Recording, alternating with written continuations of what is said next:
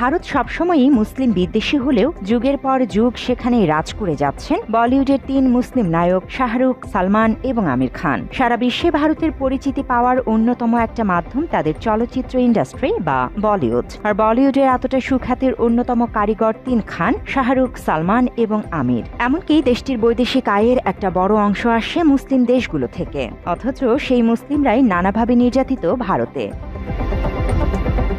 ভারতের মুম্বাইয়ের Galaxy apartment, বান্দ্রার Manson আর জুহুর সাগরতটে এক বাড়ি, এই 3 ঠিকানার সামনে ঈদের দিন ভোর থেকেই জড়ো হয় হাজারো ভক্ত।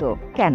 কারণ এখানেই থাকেন বলিউডের 3 কিংবদন্তি সালমান, শাহরুখ আর আমির খান। তাদের ঈদ উদযাপন এখন শুধু পরিবার বা ধর্মীয় আচার নয়, এটা হয়ে উঠেছে ভক্তদের জন্য একটি উৎসব, এক আবেগ, এক প্রথা। সরকারিভাবেও বাধা নেই এসব উৎসব পালনে। সালমান খানের ঈদ একটি জনস্রোতের উৎসব। তিনি যখন সাদা পাঞ্জাবি পায়জামা পরে ব্যালকনিতে এসে দাঁড়ান, তখন চারপাশে যেন ঈদের চাঁদ উদিত হয় ভক্তদের হৃদয়ে। আর এসব ভক্তদের মাঝে হিন্দু ধর্মাবলম্বী থাকে বেশি। 1990-এর দশক থেকেই এই দৃশ্য এক রীতি হয়ে গেছে।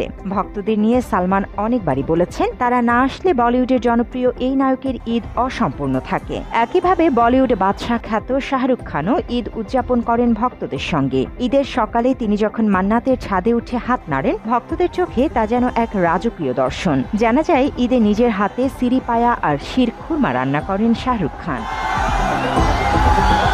অন্যদিকে মুম্বাইয়ে নিজের বাড়ি বান্দ্রায় ঈদের সকালে গেটের বাইরে শান্ত শাড়ি মিডিয়ার ক্যামেরার সামনে বেরিয়ে এসে হাসি মুখে হাত নাড়েন আমির খান। ঈদের দিনটি পরিবারের সঙ্গে কাটান আমির। জানা যায় ঈদের দিন কখনোই কাজ করেন না তিনি, এমনকি বড় কোনো ফিল্মের স্ক্রিপ্ট স্বাক্ষরও নয়।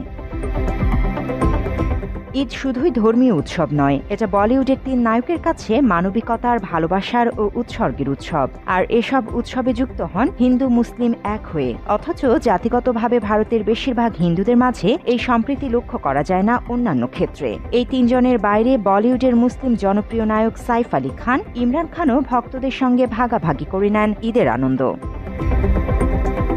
বর্তমানে ভারতের ক্ষমতায় রয়েছে নরেন্দ্র মোদী সরকার। বিজেপির এই নেতা কট্টরপন্থী হিন্দু, ফলে অনেক বছর ধরেই ভারতে চলছে মুসলিম নির্যাতন। ঐতিহাসিক বাবরি মসজিদ ভেঙে দেয়া সহ নানাভাবে অত্যাচারের শিকার ভারতীয় মুসলিমরা।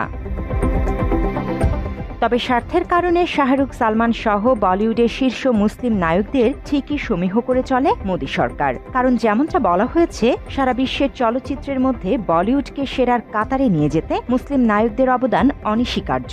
আর এ কারণে অনেকেরই ধারণা, প্রয়োজনে এসব নায়কদের গোলামি করতেও পিছপা হয় না ভারতের হিন্দুত্ববাদী সরকার।